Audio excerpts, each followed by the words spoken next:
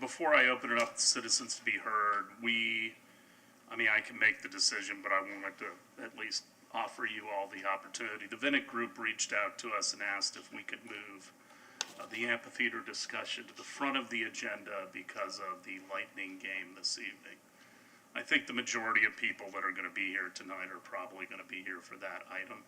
So I think it's probably reasonable to move it up after the consent agenda. Is everybody okay with that? Sure. Yes. All right. So there you have it, Ms. Call. Anyone for citizens to be heard? Item 3.1.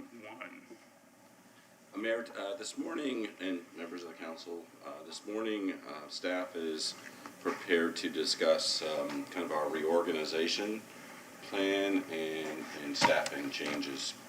We also will be talking about the long-term financial forecasts for the general fund and for the utility funds.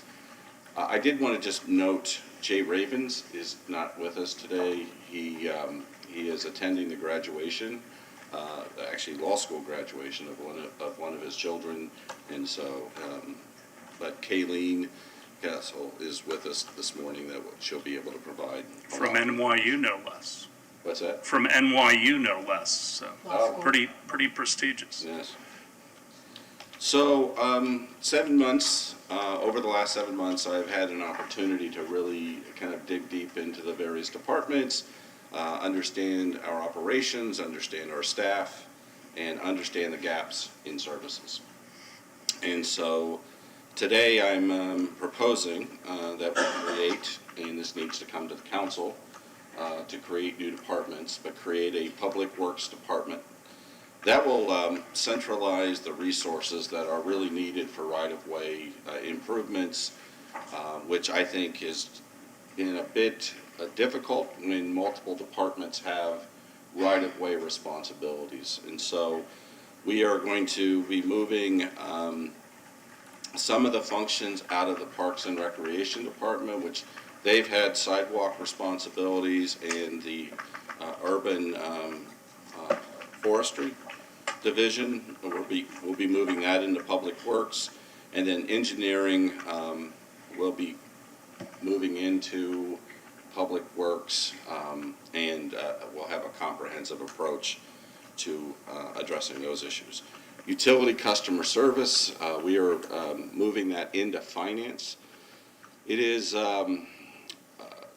after looking at the customer service department, I thought it made more sense for it to be under finance because a lot of it is the transactional nature of our utilities.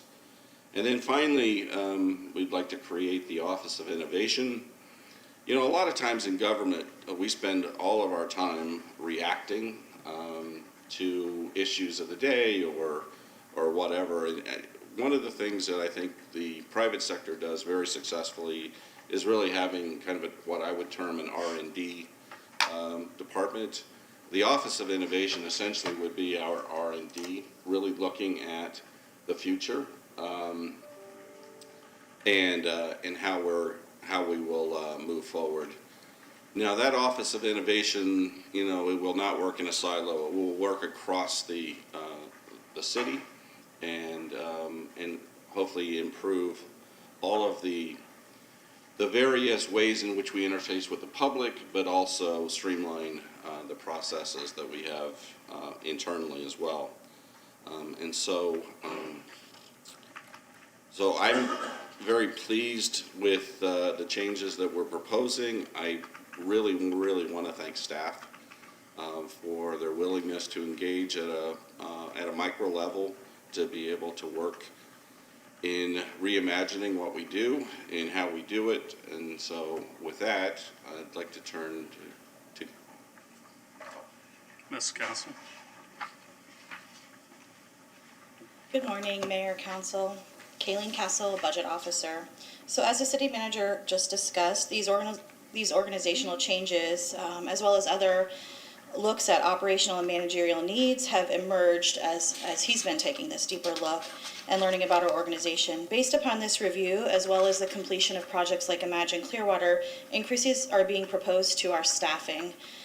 Before getting into the changes proposed, this slide shows the recent history of FTE counts. The city's position count was at its highest in fiscal year 2007, our peak year. Over the 5 subsequent years, as we responded to the Great Recession, 278 positions were eliminated, 263 in the general fund, and a total of 15 in all other funds, leaving 2012 our lowest year. 10 years later, our current fiscal year's general fund amended FTE total is 1,113.9 positions, which represents an increase of 95.5 positions from 2012, and the other fund's total of 734.8 is an increase of 77 positions. In total, 172.5 positions have been added back from our lowest count in 2012. These next few slides represent our initial proposal for FTE changes planned to be included in the proposed fiscal year 23 budget. These are presented in functional categories. This first category includes a total of 8 positions that are being added to enhance financial, operational, or managerial accountability. This includes a position being added to internal audit, to the fire department for payroll preparation, additional planning staff for development and plans review, positions for network and system security and IT, and additional field supervision in the marina. This next category represents operational efficiency initiatives requested by the city manager, some of which he just discussed. A total of 16 FTEs are being requested. This includes positions for the creation of the Office of Innovation and the new Public Works departments. Positions are being added to HR to enhance citywide training programs. In the clerk's office, we're adding a grant coordinator who will work to support all departments. And in economic development, a position to assist with the coordination and management of real estate transactions. In support of new capital investments completed in the next year, 18.8 positions are needed in Parks and Recreation to create programming and provide maintenance and beautification of the downtown core, which represents Imagine Clearwater through the Cleveland streetscape. Finally, our last category represents additional staff proposed in relation to new or enhanced levels of service. For the library, staffing to support adding back open hours at the North Greenwood branch. In Parks and Recreation, the request includes staffing a custodial team to assist with custodial needs associated with reopening several park restrooms, and additional part-time staff to support summer and after-school programs funded by the Juvenile Welfare Board. An additional 10 police officers are being proposed to support increased service demands related to development and tourism. And in Marine and Aviation, additional positions to provide enhanced after-hour security and peak hour staffing. These requests total 62.8 FTEs, 55.5 in the general fund, and 7.3 positions to support other funds. As discussed recently at your strategic planning meeting, there are a large number of consistently unfilled positions. As a first step to identify opportunities for right-sizing the organization and looking for solutions to be conservative about this growth in positions, we've identified 29 positions that have been unfilled in excess of 1 year to be eliminated. The total in this line on the slide also includes positions being moved between operating funds as the result of organizational changes. This reduction and reclass of position results in a net increase of 33.8 FTEs citywide being proposed for fiscal year 23. This slide circles back to the first slide, comparing the proposed changes for fiscal year 23 against both the peak and low historical FTE counts. The proposed budget for fiscal year 23 will include a total of 1,882.5 positions, 1,158.4 in the general fund, and 724.1 to support all other funds. With the addition of these positions proposed, general fund FTEs will have increased by a total of 140 from our low in 2012, still 123 positions lower than peak FTE count in 2007. In comparison, the other funds total are 51 positions greater than the peak count in 2007. For the next part of our discussion, Jennifer will be speaking to the current staffing situation.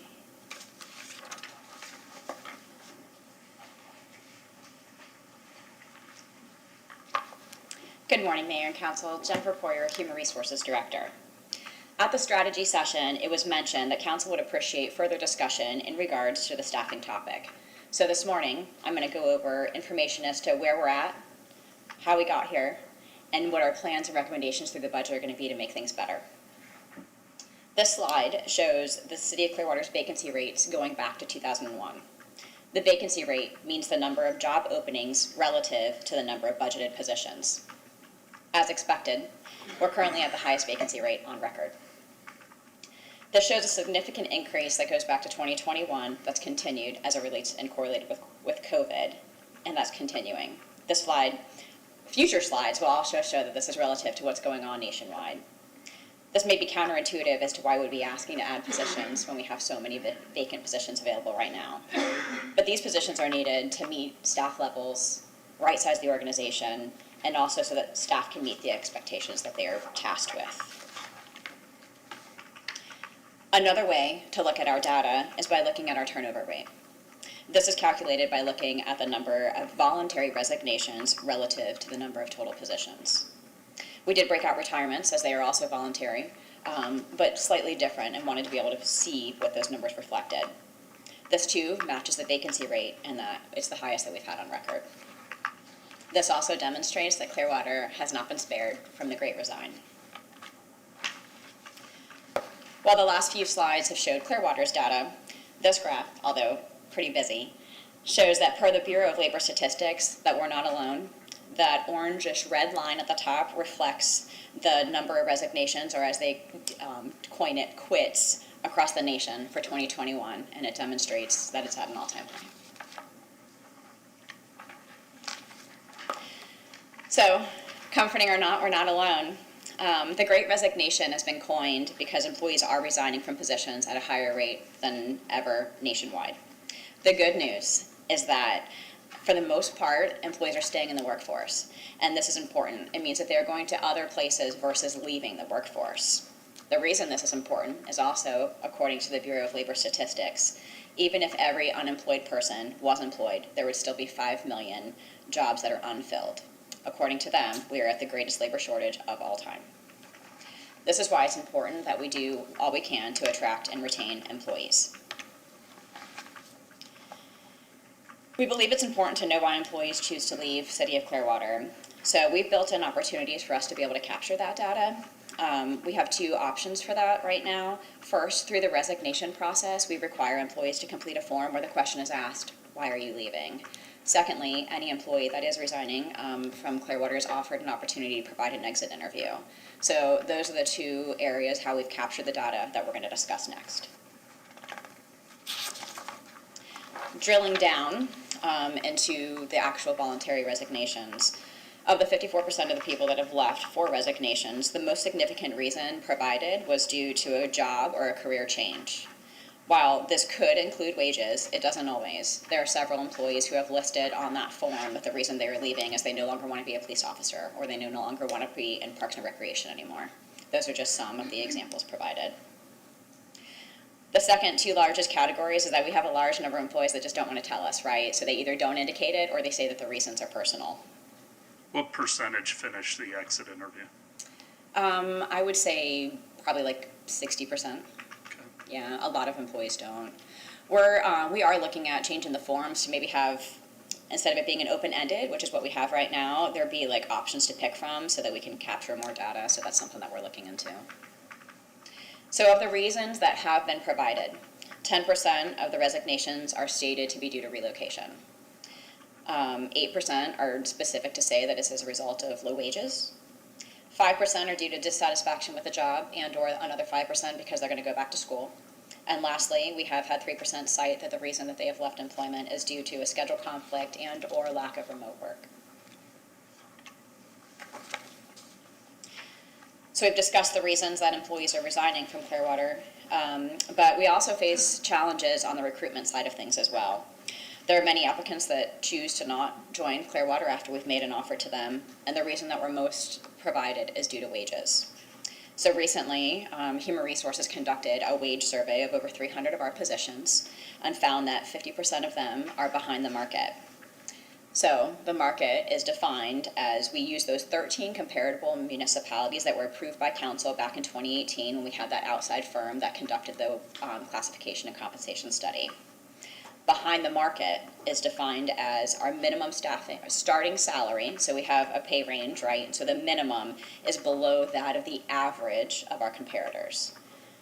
So this means our goal right now is to just be at the 50% range for our comparators. Obviously, as your HR director, I would love for us to be number one, right? But in trying to be fiscally responsible, right now we're just making sure that we're at least in the top 50%. Not only are our pay ranges below the market, but our hiring practices are also lagging. What I mean by that is that currently Clearwater's practice is that we will offer up to 20% above the minimum salary for those well-qualified applicants. But what we found at 100% of our comparators, they're going either through the range or at least up to 50%. So you can see why our offers are not as competitive as others. Lastly, and this applies to government in general, inflation's outpacing our wage increases, and that's certainly impacting us. Another reason that we're frequently provided why we're being turned down on the job offer stage is due to our non-hazardous pension. So the rest of the conversation regarding pensions can be specific to the non-hazardous plan. That plan requires 10 years to vest, so that means you have to be employed with us for 10 years before you are eligible for a pension. We require an 8% employee contribution rate, and our multiplier is 2%. So on the side, you can see that we're behind the market on all three of those categories. Specifically, with our vesting period being 10 years, the average per those same 13 comparators is 7 years. Our employee contribution rate of 8%, the average for plans that are also exempt from Social Security, like what ours is 5.42%. And then the average multiplier is higher, even though the contribution rate is lower at 2.12%. This is absolutely impacting our recruiting efforts. We have also lost recruits to not having remote work options for positions. This is something that we will continue to discuss with city administration. However, due to the inequities between the positions that can and cannot work remotely and the inefficiencies that are created by the loss of a physical presence, this is not something that we are currently offering outside of for medical reasons. So what can we do? We're taking a multi-factored approach right now to increase recruitment activities, and we're engaging in a much more active recruitment process versus a passive recruitment process, as you would appreciate with us having over 150 vacancies. This is a top priority for human resources. We are working closely with technical schools, jail and prison programs, and veterans reemployment agencies to expand our applicant pool. We've also increased our social media presence and advertising and have engaged our employees to share those posts so that we increase our audience there as well. We're back to attending job fairs, something that stopped back with COVID. Also, you all are aware that we are engaging in a cultural assessment that's currently ongoing, and not only will that aid us in a more diverse and recruitment plan, but it's also going to demonstrate our commitment and level of investment to both employees current and future. The ask through the budget process is going to be for us to have policies and funding to be able to make more competitive offers so that we can go up to 50% in the range. We're also going to be proposing some pension changes. And we also are reworking some of our wellness offerings to have a more robust plan there as well. Obviously, a lot of those efforts will help in terms of retaining our current employees, but some additional things that we also are doing is we want to increase our employee appreciation funding and offerings. That's something that we stopped, again, because of COVID, and we just started back. We had our night with the Threshers. It was very well received, and we got great feedback about that, and we want to be able to do some more things of that nature. Also, we're developing a brand new merit-based program. This will be for our non-union positions that will reward our top performers. We have a committee that's made up of employees from across the organization that are working on a new performance evaluation system that's going to be utilized to implement the merit program. We've also expanded our job proficiency guide program. What that is it's a written career pathway for employees to understand how to get from the current position they're in to go to the next step. And it also provides for some formalized succession planning. We are also proposing some adjustments from the results of our salary survey that will aid in demonstrating our investment in our employees. So, in regards to our wage recommendations, we are proposing to regrade all the titles that are identified as being behind the market, like we previously discussed. There are approximately 190 of those titles being regraded. We also are proposing to provide equity adjustments to our incumbent part-time and full-time positions. What that means is that we will look at their time in their current position, not their total time at the city, again, to be fiscally conservative, and advance them through that pay range up to 75%. So we're not going to put them all the way through. Again, those are measures to be financially conservative, through their new range. And we will also cap the maximum increase that they can get as a result of that grading to $7,500. We are also proposing a 4% general wage increase for all SAMP employees, and the merit program would be an up to 4% for those top performers only. The collective bargaining agreements are in place, and so we're not talking about those. Those will be paid as previously approved by council. There are proposals in here for positions that are CWA. Those would need to be negotiated, just as a disclaimer. I understand this is a big ask. And I know we've thrown a lot of information at you today in terms of the status of our vacancies, the reasons why our employees are leaving employment or refusing employment offers, and then adding new positions. While our proposals are not going to fix the labor shortage, they will put Clearwater in a much more competitive light for those that are looking for employment and will help in demonstrating our appreciation and value of our current staff. We know this is a fluid market, and we will be proposing through the budget funds to have an outside firm conduct another pay study. This is something that's normally done every 5 to 10 years. We're at that 5-year mark, and we would recommend we do that at that time. I will now turn it over for questions. Thank you. So, Mr. Jennings, first of all, when we restructure for efficiency, but we're adding a significant number of positions, I don't know that I normally put those together. When we're putting Parks and Rec, I completely agree with putting engineering and public utilities under a public works department. Parks and Rec, once you take the responsibilities out that have been discussed, I don't know that I completely understand it. Are you still going to have an independent director in each one of these departments? Yes. Or, Yes, so Okay. let me just answer a few of the points you've raised. One of the things that I think we all have to realize is that we as staff are being asked to do more with sometimes less. And so when you add a park, for instance, like Imagine Clearwater, you've got to add additional FTEs to be able to address the needs. As the beach, for instance, becomes more and more popular, we do need to have more officers in order to be able to address some of the issues that are being experienced on the beach. So I would say, and I think the term is right sizing, what we're doing is we're really trying to, as I said at the beginning, fill the gaps of where we all think that is needed. So efficiency doesn't always mean less, employees. It means that we are trying to find a more efficient way of addressing those issues. So the Parks and Recreation staff, the goal with the reorganization is have them focus exclusively on Parks and Recreation, as opposed to the other things that have been added over the years. So that would continue to have a director. The same with public utilities. They would have a director.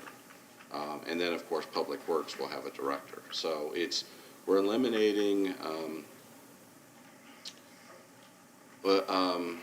one department, the customer service department. And this is just the first step of, restructuring. This is not, I would never want the city to have to go through a complete restructuring all in 1 year. And so this is the first step in trying to address.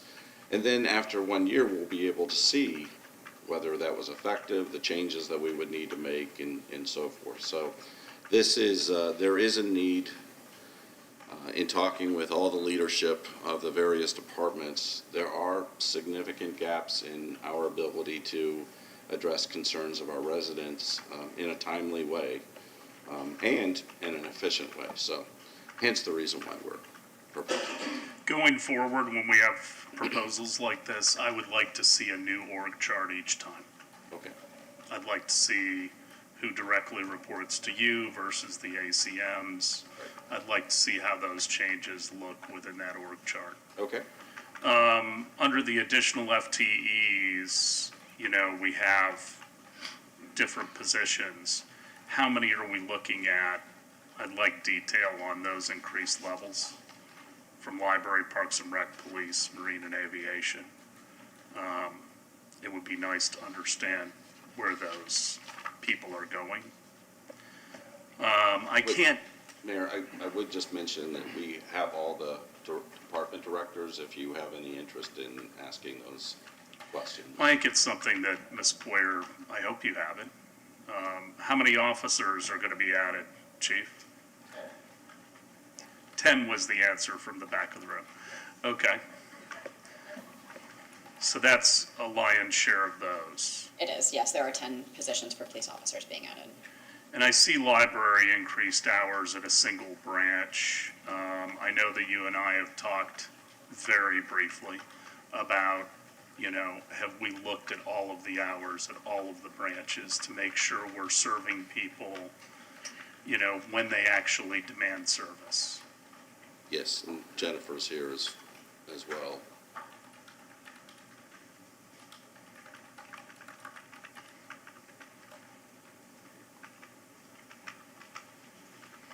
Jennifer Meyer, Library Director. Yes, we did an analysis of all of our library locations, and we are planning to add some hours without the need of new FTEs. This current ask is to add Saturday hours at our North Greenwood branch, which would be a total of 1.5 FTEs. And how many hours are gonna be added on Saturday? 10 to 5, so 7 hours. Okay. Thank you, Jennifer. I can't tell you how eerily similar this is to 2007. And having been the only one up here, it feels like that across the economy. We had people leaving government, going to private sector jobs because the pay was better, the benefits were better. And then, you know, we went into the Great Recession and we were cutting employees. There were a lot of employees that wanted to come back. I would have liked the actual dollars for all these changes. Obviously, in the next agenda item, we're looking at budgetary change. It's about $13 million between last year and this. So it is not insignificant. I am assuming, obviously, all these FTE increases are in addition to us filling the positions that are currently vacant. I sometimes wonder what our levels of service would be and how stretched our employees would be if we were fully employed. We'll never get there. There's always, you know, some frictional changes with the workforce. But I think I'd be more interested in raising some of our salaries so that we could attract and keep closer to fully employed within the city than adding a lot of new positions.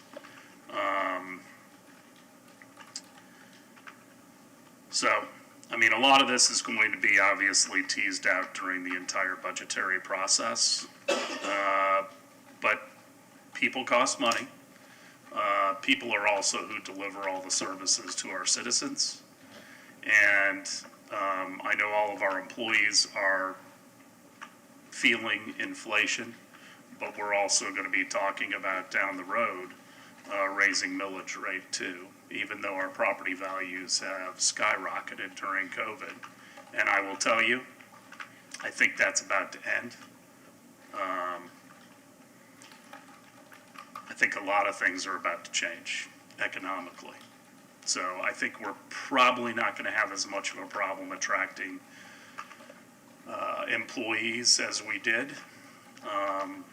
History doesn't always repeat itself, but it rhymes.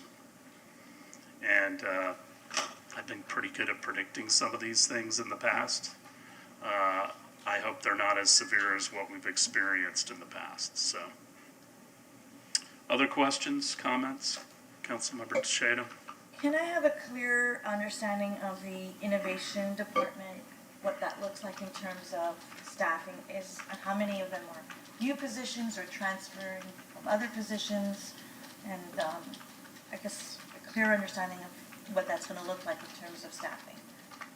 So the new positions in that department will be the head of the innovation department, but also we're bringing back the neighborhood services liaisons, and so we've just hired a neighborhood service manager, and we are recommending an additional 4 liaisons in order to be able to be more responsive in our neighborhoods. And so, and then the shifting of sustainability and culture will move into the innovation side.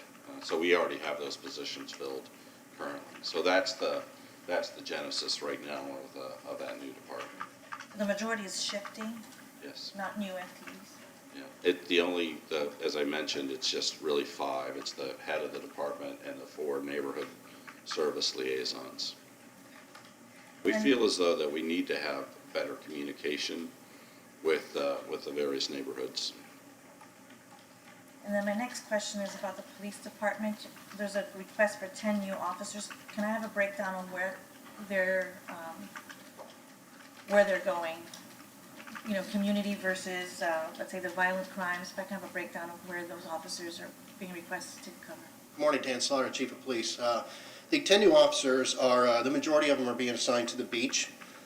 Historically, what has happened with the beach growth is we've had to basically repurpose downtown officers to go to the beach.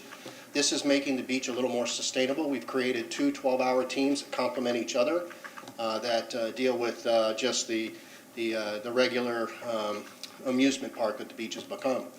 There is 2 positions that we're trying to, that we're currently open, that we're filling to expand our community outreach as well. That was a team that used to be 5 officers back in the heyday. That has really just fell on the responsibility of our problem response teams. So we want to get back to dedicated people that are working in combination with code, the neighborhood associations, and maintaining that liaison relationship so we can be just a little more responsive to those demands. Is there any plans to increase in the violent crimes, domestic violence, sex trafficking? The violent crime, as far as like your crimes against persons, your murders, your homicides, those are relatively stable for us. In fact, robberies has continued to actually trend down on robberies. The majority of our crime category volume is in the space of burglaries and thefts.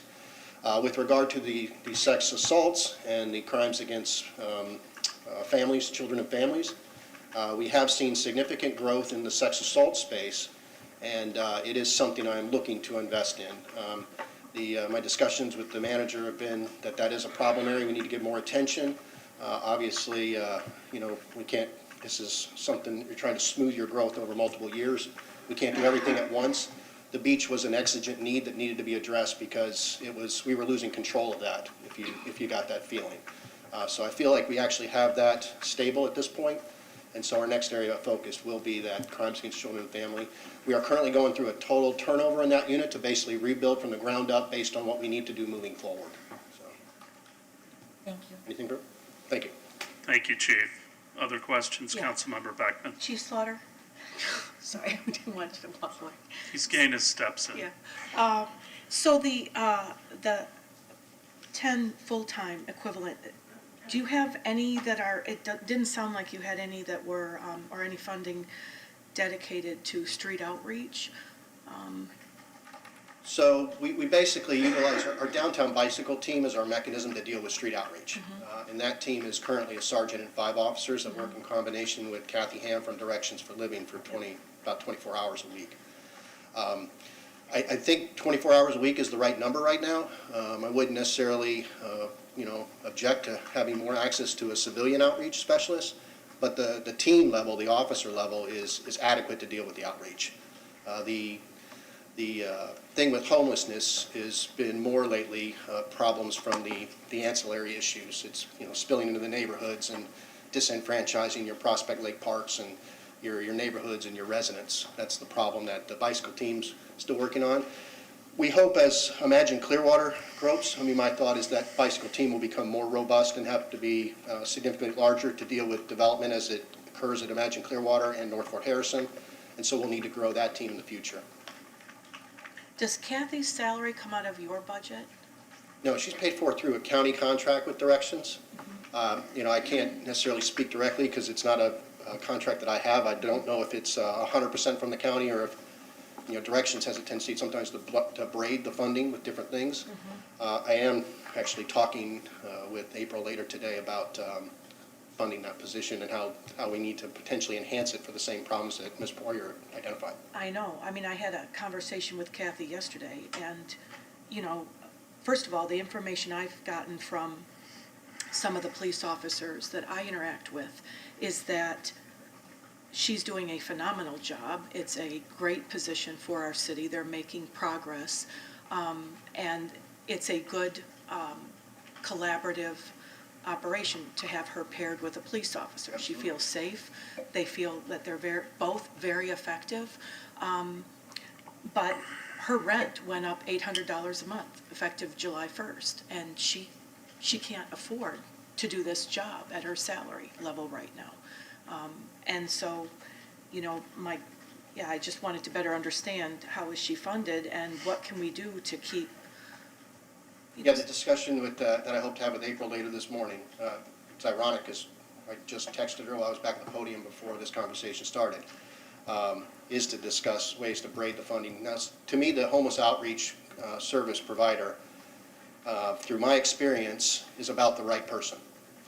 We've always had one, and we've had ones that have done great, we've had ones that haven't done much, and then we've had some that have done like Kathy, which is out of the ballpark. So I think it's critical for our success that we retain onto good talent like Kathy. But I don't think that's the ideas I have, I don't think will impact the general fund. Okay. And then you talked about, you know, the beach really pulling a lot of your officers, that you've, the majority of these extra FTEs are going to go on the beach. And when I drive through the beach, like every day, it looks like there are about 5 more hotels that are, you know, ready to open. They're building up. So it's only going to get more intense, the demand down there, don't you think?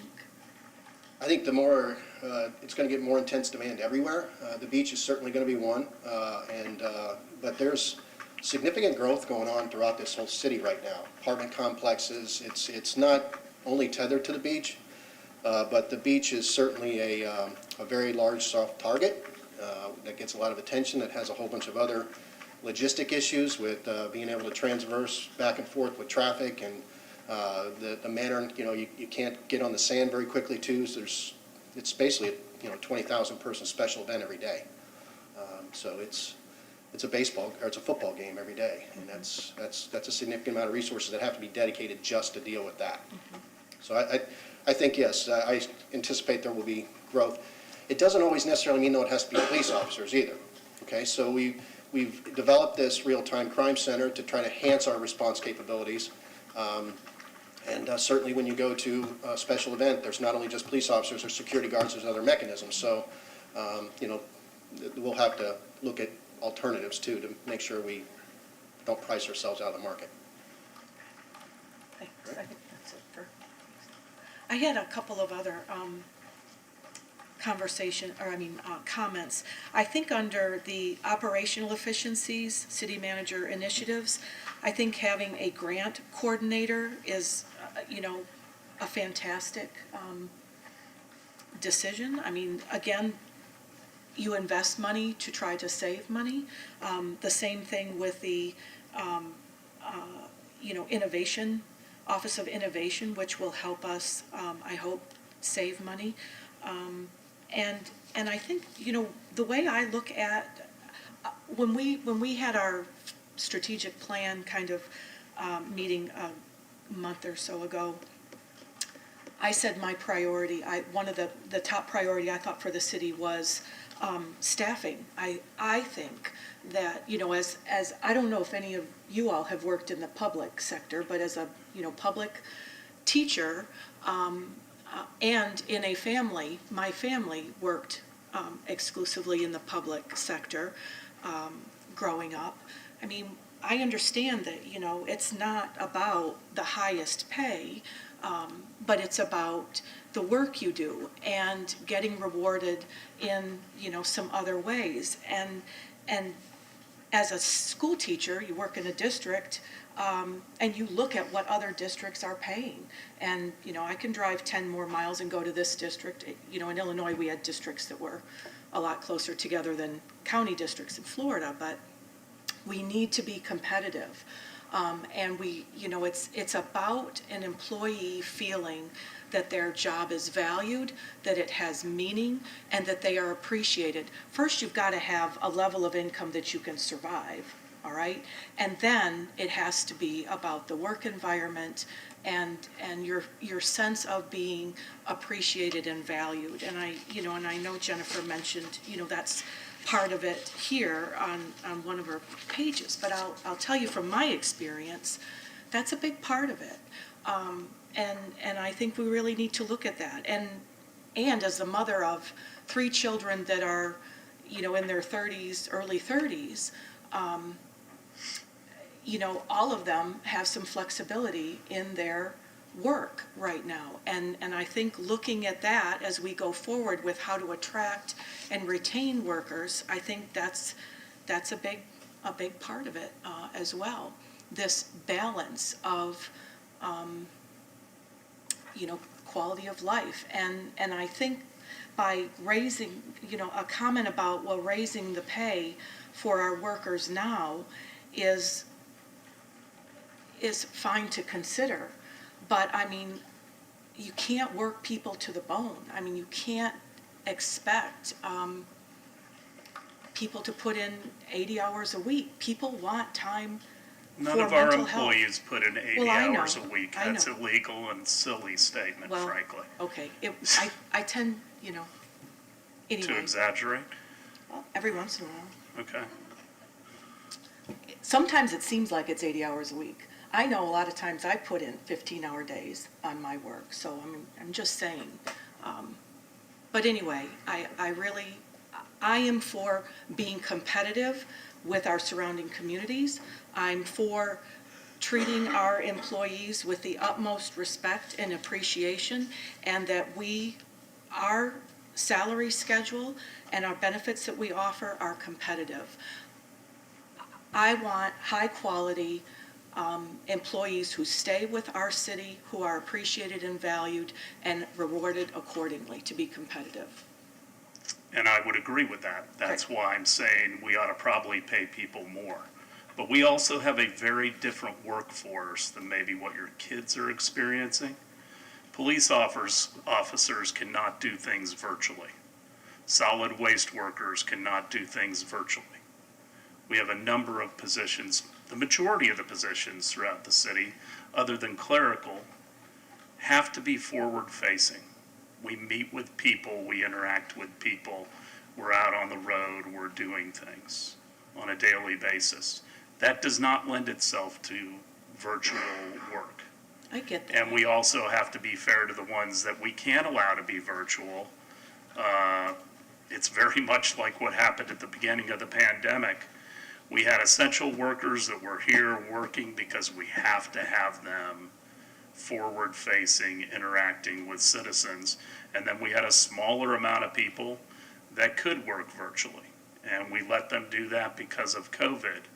But even that created a certain level of friction. I would say it is what it is. There are some positions, that have to be forward-facing. I'm not saying this job flexibility or as far as working from home needs to apply across the board, but where it's feasible, it should be considered. Yeah, and I wonder too about a statement about some efficiencies being lost with a work from home environment. I'm not sure that there's data about that you really do have great, loss of efficiencies, or people, can't be as productive, or if they have a hybrid position. I'm not sure that, I'm not sure I fully believe that. I'm sure there's a potential, more of a greater potential if you have people working at home. You know, but again, I'll just say that, you know, I have a son who works in Chicago, lives in Chicago for a company that's based in Toronto, and there's never, you know, except for some regional meeting every now and then, they might fly somewhere and meet, but it's entirely virtual. And, you know, hours are put in and work gets done, and, you know. There is data that's already out there, so it exists. Okay. I talk to a lot of leaders of organizations, and they will tell you that there is a drop-off. And the higher the level of the position, there's less drop-off. But the lower level the position is, there's less and less efficiency. Not to mention, there is a lot more issues with the synergies of the overall organization. And a lot of companies are bringing people back.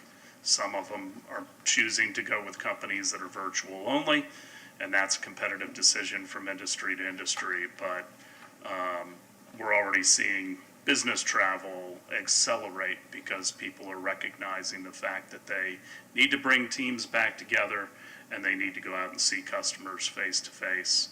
A lot of them are zoomed out. Councilmember Teixeira. I understand your point, Councilman Beckman, regarding the remote. I also have a daughter who works 100% remote. But I think when we're talking about city employees and the intricacies of this environment, I know that sometimes optically it doesn't look good when we're told, oh, they're out of the office. And I know that on a personal note, I would have preferred to have someone to talk to in person, especially if it's a quick little, versus they're out of the office and you can do everything just by email or Zoom. I think it's complicated.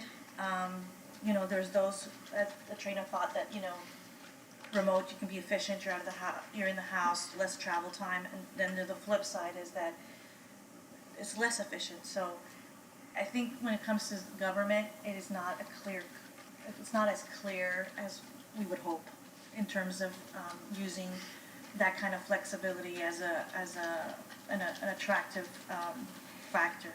It's just not as simple as we would hope to be in the government form of things. Councilmember Albritton. Well, I had a lot of my questions answered yesterday with my meeting with John on these items. I can tell you this. Number one, I thought that we had addressed this problem. I had hoped we addressed this 3 years ago, and we did. We had a consultant come in to do a study of all our employees and reorganize departments and rename some of the things that the employees were doing, and then also look at the pay. And I find that it was just a bad study. I don't think that I really don't think it helped any. Of course, COVID then came right at the heels of that, and things changed. But, you know, one of the things that I've always wanted to do was kind of reorganize, restructure the building department. I thought that was something that needed worked on. And then I realized it was not really the staff or people that were doing things wrong. They were just overworked. We had positions missing, and that's why things got behind. And so, you know, John's coming in and having a different perspective and a lens on how things should be run. I really like what he's doing. And one of the things that I think is effective is going back to a public works department and taking the burden off of splitting Parks and Rec and engineering, doing all that stuff. One of the things that we hear on council, I'm sure all of us hear, from the public is, what's going on? When are they repaving my street? When are they fixing my sidewalks? When are they doing this and that? And I think our city managers recognize that and wants to put a department that's just in charge of doing those public things. And then also the communication factor, putting it out there, redoing our website so people can find out when they're on the schedule for getting things done. Because there's nothing more frustrating to our citizens than calling up some department, which they do, and never can get anybody. They'll email, never get any response. And I hate putting that on every staff member, because I know everybody's overworked. We're way behind on staffing here. And I know it has a lot of, there are a lot of reasons why. You know, I love this great resignation comment, because it's across the nation. You're hearing about every restaurant, every business person is short on employees. And I mean, it's good to know that we have more jobs that can be filled, but we need to be at least competitive with the city of Clearwater, with other municipalities around us. Because I hate to see our employees, we losing employees to Oldsmar, for God's sakes, or Dunedin, or some of these smaller municipalities around. I know that'll happen to some extent, but it shouldn't happen as much as it has. So, you know, it's a balance. You want good service, you got to have the people that can give you that. We got to have enough people here to give our citizens good service. So this whole conversation about staffing and discussion on this is long overdue, I think. And I'm glad we're talking about it. And then my concern, talking to John yesterday, was how's it going to affect the money? We're looking at putting on FTEs. I can tell you this, back when Bill Horn was city manager, I mean, FTE was kind of a dirty word. I mean, he didn't want to put on one FTE anywhere. I mean, if we needed something in one department, he'd take somebody from another department and put in there and say that solves the problem. What does it do to the department he took the FTE from? So I'm glad we're looking at it and finally doing something about it and filling these positions. And you know what? I mean, we can look at how to make things more streamlined, but we got to give our departments the people in order to do it. So more of a comment than a question, I guess, today. I'm glad we're doing this, and I think it's long overdue. Councilmember Bunker. I have to agree with much of everything that Councilmember Albritton mentioned here. I remember back when I was working at a TV station in San Diego, we were #1 newscast, wonderful, incredible staff churning out a newscast every day. And when, the economy took a nosedive, it was hollowed out. And the quality of the show disappeared. You couldn't do what, with a handful of people, what we were doing, full staffed. And eventually the TV station went out of business. And I'd like to think it's because I left, but I think there's more to it than that. I do think the reorganization makes sense. I like the structure. And I'm happy to see that attention is given to filling out those North Greenwood library hours and neighborhood liaisons. I think that's all terrific. Looking at the numbers we have coming up in our next agenda item, I'm concerned about how we're going to pay for it. But I think this is a positive step. Councilmember Beckman. Thanks. John, can you just discuss or share how your discussions went with the department heads? Are they all comfortable with this? They're all on board? People, it was a collaborative discussion to decide this new organization?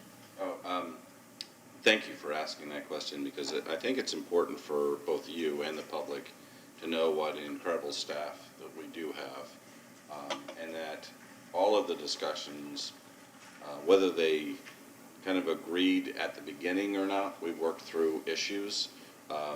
Michael and I met with every department that was being impacted by the change. Some of them actually suggested changes to what we had put forward, and frankly, they had very good ideas as to what we had, and so we made those changes. We recognize that at a micro level in every department, the directors know much better than we do, in terms of the efficiencies. And so engineering is a great example. Tara worked very closely with us. There were a few areas in which she had concern. We listened, and I think by and large we made the changes that she seems to be happy with now. Customer service, we were actually looking at separating meters and the customer service reps. Cynthia did a terrific job of explaining how that wouldn't be more efficient, and so we made that change as well. So it certainly has been a collaborative effort with the departments that have been impacted. And then the FTEs that were requested, are these the maximum that were requested, or this is what, do some departments really want more or could use more? Sure, but we also have to be fiscally responsible, and that's the reason why we're repurposing 29. There were several positions that have been open for the last 2 to 3 years. They haven't been filled, and so we, instead of bringing forward 66 new positions, we wanted I recommended that we repurpose some of those positions that have been open for several years. As the chief mentioned, the police department wanted more FTEs, and I totally understand why the departments need or want additional staffing. Unfortunately, you can only do so much, but that's the dialogue that the departments and the three of us have with them, and hopefully in the future we'll be able to add additional positions or repurpose positions depending upon what we're seeing. So, but I've never met a department head yet that didn't want more more employees, but there's only so much that we can do.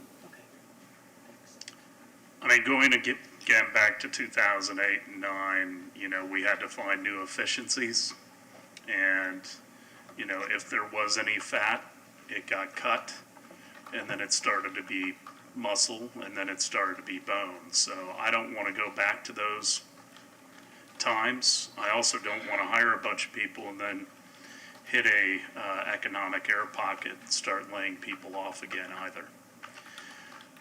So I would have liked a little bit more detail about where all of these FTEs are going specifically. How soon are you planning on trying to fill these positions and doing this reorganization?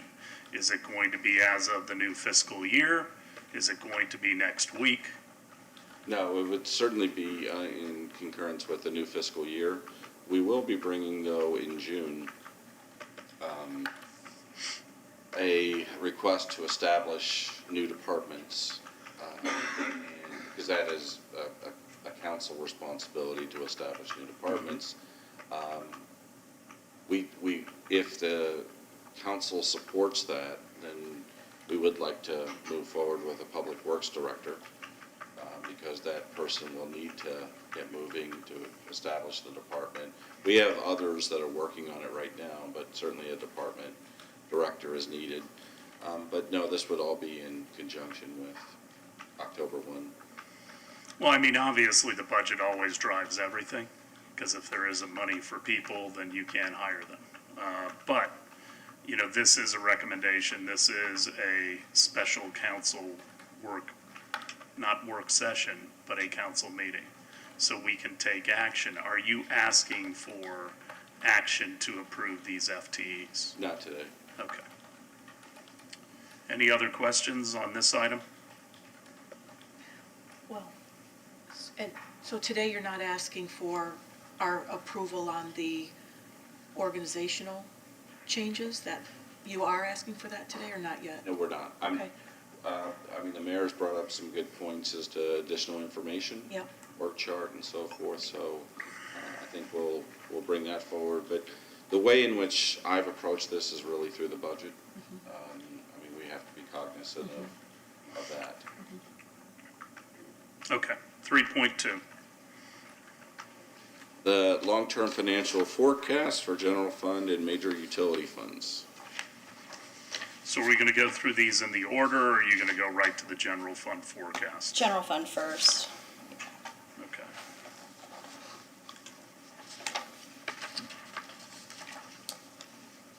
Attached to this agenda item is a 10-year financial forecast for the general fund and 6-year forecast for the major utility funds.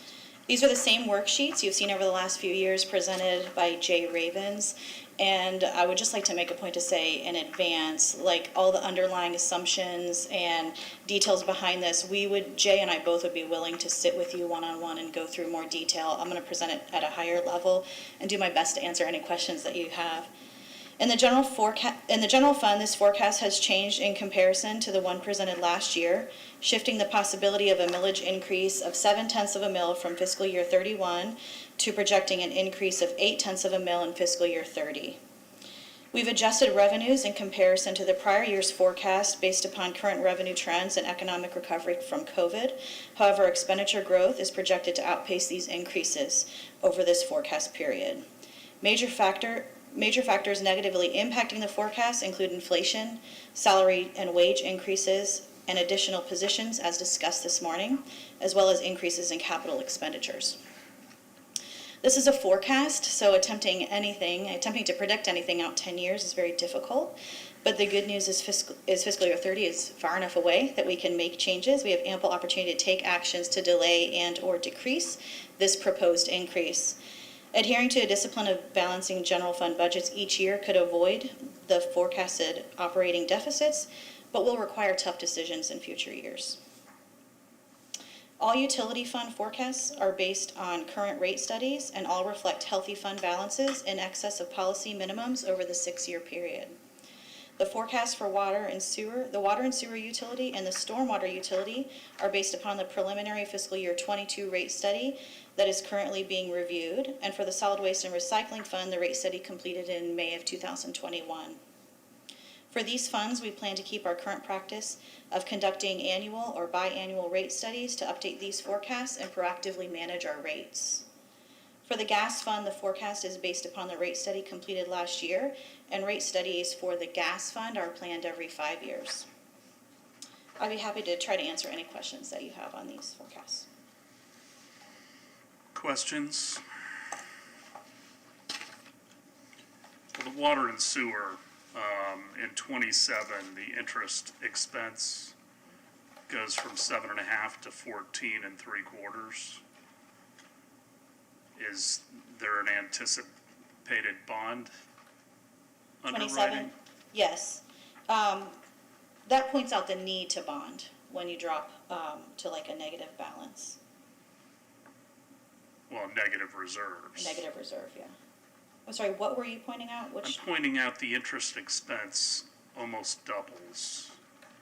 Yes. So my question is, are we going to be doing a bond underwriting at that point, and therefore we're going to have more interest? Yes.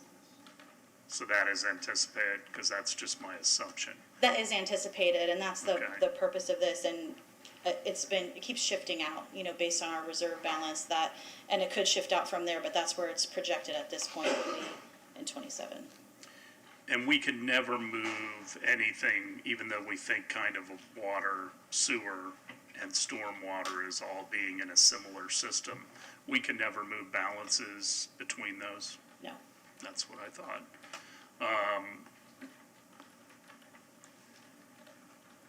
And then in the taxable value, we should have that is this year 13.3 billion, right?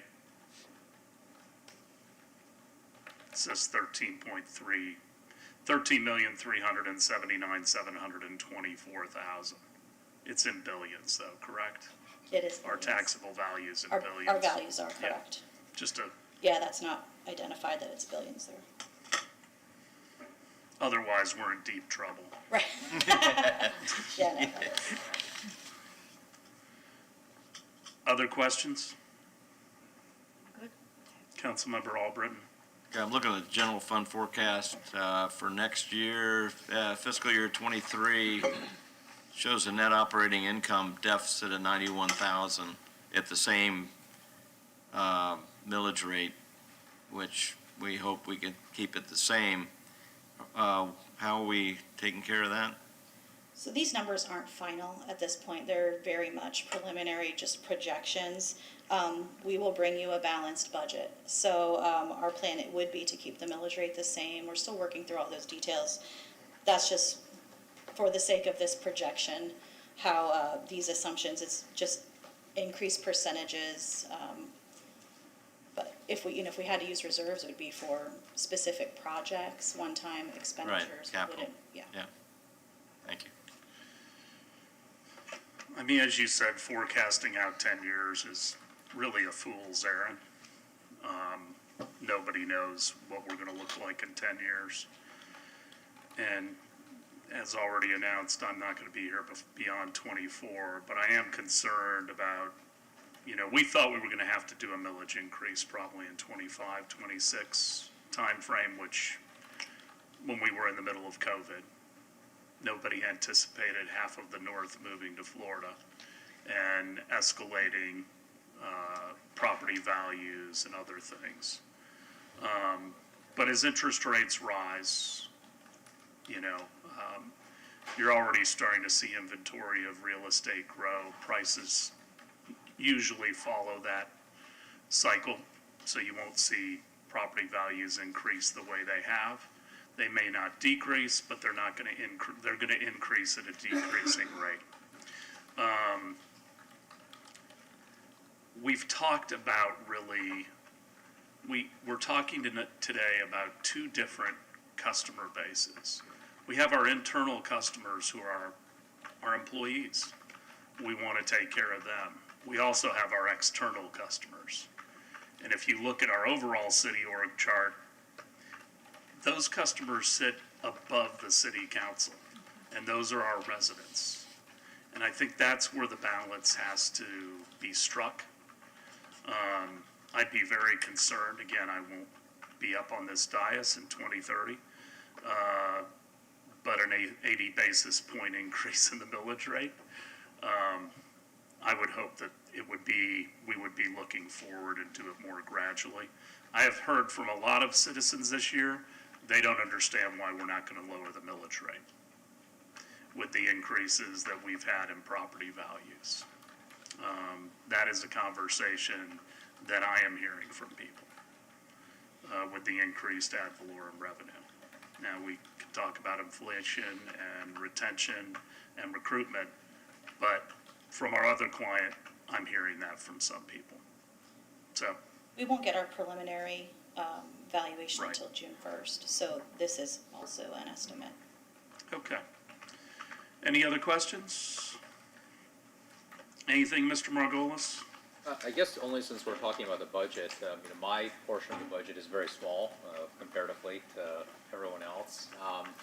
But Mayor, as you pointed out, sometimes investing in what we have can be just as important as hiring new folks from the outside. At the city attorney's office, our FTEs have pretty much remained stable for 20-something years. I'm not asking for any FTEs in the year ahead. I know there's a big ask on the operational side, so I'm trying not to ask for that. But I will ask for council's support in investing in the people that I do have so that we can continue to retain. Because I think we have an outstanding staff here at the city attorney's office who has taken all of the challenges of a big city, which is what we have here in Clearwater, but we do it with small city resources. And so I will ask for support from my own staff, but that's all I would ask. Any questions of Mr. Margolis? Anything else, Mr. Jennings? No, sir. Thank you. Okay. Anything else from the council? We will see everybody tonight, 6 o'clock. Can't wait. We're adjourned. 6 p.m. Santa's coming.